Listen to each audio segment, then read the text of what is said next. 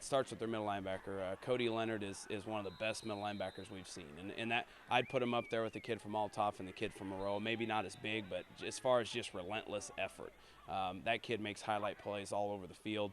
And then their DBs are just so fast, so they can play the run real tight from 5 yards and still cover you. So it allows them to really play 11 guys in the box. So I mean, just their speed. We're definitely gonna have to run it at them, and that was where we had some success last year. And then when they started to really squeeze it in, then we were able to get to the edge. So we're going to start with a game plan of trying to see if they can stop our run, and then obviously misdirection and things like that afterwards. As strange as it may sound after that assessment, reckoning with the Hawk defense might actually be the easier end of the bargain for Central on Friday night. Carrollton's spread offense is averaging 43 points per game. Features one of the most productive 1A running backs in the state in Luke Palin, and boasts a quarterback in Jacob Smith who has thrown for almost 1,400 yards and 19 touchdowns with nary an interception to his credit. Just the kind of impossible scheming and mission Brad Dixon and his defensive charges seem to live for.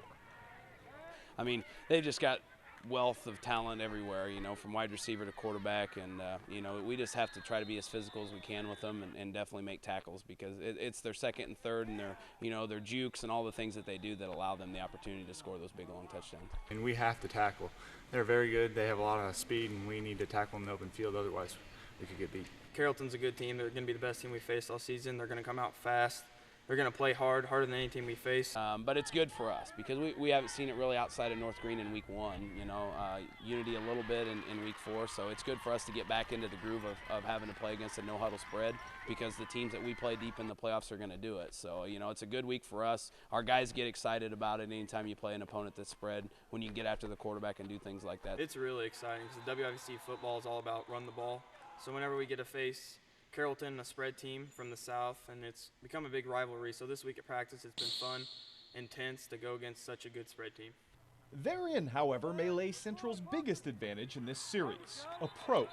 For all the hot talk we've heard this week about this game being Carrollton's own personal Super Bowl, the Panthers, red letter game or not, remain all business.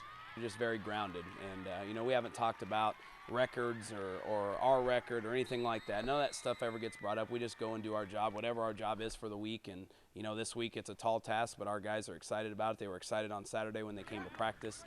They know what's at stake, but they just like to go out and compete. And so as coaches, we look pretty smart sometimes, but the reality of it is our guys are very good, and they're very they're concerned about the things that they need to be concerned about, and not about the things that don't matter.